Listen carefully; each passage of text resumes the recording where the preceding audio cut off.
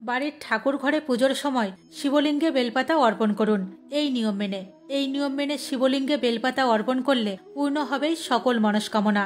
বাস্তু নিয়মে ভুল নিয়মে বেলপাতা নিবেদনে অত্যন্ত রুষ্ট হন মহাদেব। এতে আপনার জীবনে নেমে আসে চরম সংকট। সোজা নাকি উল্টো, শিবলিঙ্গে বেলপাতার কোন দিক অর্পণ করবেন, এছাড়া বেলপাতা গাছ থেকে তোলার সময় কি কি বিধিনিষেধ রয়েছে শাস্ত্রে। শিবপুরাণ অনুযায়ী মহাদেবের সব থেকে পছন্দের জিনিস হলো বেলপাতা। তাই শিব পুজোর সময় অন্য কোনো ফুল ব্যবহার না করেও শুধুমাত্র বেলপাতা দিয়ে পুজো করলেও তুষ্ট হন মহাদেব। অত্যন্ত পবিত্র এই বেলপাতা। দেবাদিদেব মহাদেবকে নিবেদনের সময় কিছু বিশেষ নিয়ম পালন করতে হয়। 1. নিখুঁত বেলপাতা। বেলপাতা বাছাই করার সময় অবশ্যই খেয়াল রাখবেন এই পাতা যেন কাটা বা ছেঁড়া না হয় এবং এতে যেন কোনো প্রকার দাগ না থাকে। সম্পূর্ণ নিখুঁত বেলপাতাই শিবলিঙ্গে অর্পণ করার চেষ্টা করুন। 2. সতেজ পাতা। বেলপাতা নিবেদন করার আগে যেন পাতা সতেজ থাকে, এটি যেন শুকিয়ে না যায় সেই দিকে লক্ষ্য রাখতে হবে অবশ্যই। কোনো রকমের শুকনো বেলপাতা ভগবানকে নিবেদন করবেন না। 3. 3টি পাতা। ভোলানাথকে বেলপাতা নিবেদন করার সময় অবশ্যই দেখে নেবেন যেন 3টি পাতা অবশ্যই থাকে, অন্যথায় এটি অসম্পূর্ণ বলে বিবেচিত হয়। অর্থাৎ কোনো বেলপাতার যদি 3 পত্রের মধ্যে একটি না থাকে তাহলে সেই পাতা ভগবানকে নিবেদন করা উচিত নয়। 4. বেলপাতায় রামের নাম। দেবাদিদেব মহাদেবকে তুষ্ট করতে এই বিশেষ বিষয়টিও খেয়াল রাখতে পারেন। ভগবান শিবের পুজোয় সবসময় 3 থেকে 11টি পর্যন্ত সংখ্যায় মহাদেবকে বেলপাতা অর্পণ করা যায়। পাশাপাশি বেলপাতায় রামের নাম লিখে ভগবান শিবকে নিবেদন করলে ভোলানাথ খুব খুশি হন এবং খুব সহজে তার সেই ভক্তের মনস্কামনা পূর্ণ করে তোলেন।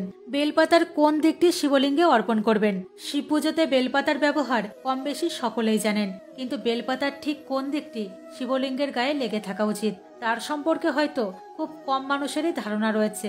শাস্ত্রমতে উল্টো বেলপাতা অর্থাৎ বেলপাতার মসৃণ দিকটি শিবলিঙ্গ স্পর্শ করিয়ে নিবেদন করা উচিত। অনামিকা, বৃদ্ধাঙ্গুলি ও মধ্যমার সাহায্যে বিল্লপত্রের মাঝের পাতা ধরে ভগবান শিবকে নিবেদন করা উচিত। শিবকে বেলপাতা নিবেদনের সাথে সাথে জল অভিষেক এবং ওম নমঃ শিবায় মন্ত্র জপ করতে ভুলবেন না যেন। বেলপাতা গাছ থেকে তোলার ক্ষেত্রে ঠিক কি কি বিধিনিষেধের কথা উল্লেখ করা হয়েছে শাস্ত্রে। মা পার্বতীর ঘাম থেকে উৎপত্তি হয়েছিল বলে মহাদেবের অত্যন্ত প্রিয় এই বেলপাতা। দেবাদিদেবকে এটি অর্পণের সময় যেমন ভক্তদের কিছু নিয়ম মেনে চলতে হয়, ঠিক তেমন ভাবে বেলপাতা গাছ থেকে তোলার সময়ও পালন করতে হয় কিছু বিশেষ নিয়ম। 1. বেলপাতা তোলার সময় শিবের ধ্যান করুন এবং মনে মনে ভগবান শিবকে প্রণাম জানান। তারপরেই গাছ থেকে বেলপাতা তুলে ভগবান শিবের উদ্দেশ্যে নিবেদন করুন। 2. এমন কিছু নির্দিষ্ট দিন রয়েছে যে দিনগুলোতে কখনোই বেলপাতা গাছ থেকে ছেঁড়া বা তোলা উচিত নয়। শাস্ত্র অনুসারে চতুর্থী, অষ্টমী, নবমী, চতুর্দশী ও অমাবস্যা তিথিতে ভুলেও গাছ থেকে বেলপাতা তুলবেন না। পাশাপাশি তিথি, সংক্রান্তি, কাল এবং সোমবার বেলপাতা তোলা থেকে বিরত থাকুন। পুজোর কাজ থাকলে এই দিনগুলোর আগে থেকেই বেলপাতা সংগ্রহ করে রেখে দিন। 3. ডাল সহ বেলপত্র তুলবেন না। 3টি বেলপত্র একসঙ্গে রয়েছে এমন বেলপত্রই মহাদেবকে অর্পণের চেষ্টা করুন। 5 পাতা বিশিষ্ট বেলপাতা পেলে আপনি কি করবেন।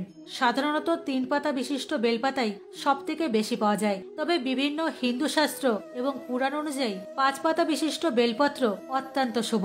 এমন বেলপত্র পেলে তা শিবলিঙ্গে অর্পণ করুন এবং সাথে করে বাড়ি নিয়ে আসুন। সেটি ফ্রেমে বাঁধিয়ে ঠাকুর ঘরে রেখে দিন। মনে করা হয় এই 5 পাতা বিশিষ্ট বেলপাতায় সাক্ষাৎ ভগবান শিব বাস করেন। প্রতিদিন এই বেলপাতার দর্শন করলে সাক্ষাৎ শিবের দর্শন লাভ করা যায়। হরে কৃষ্ণ।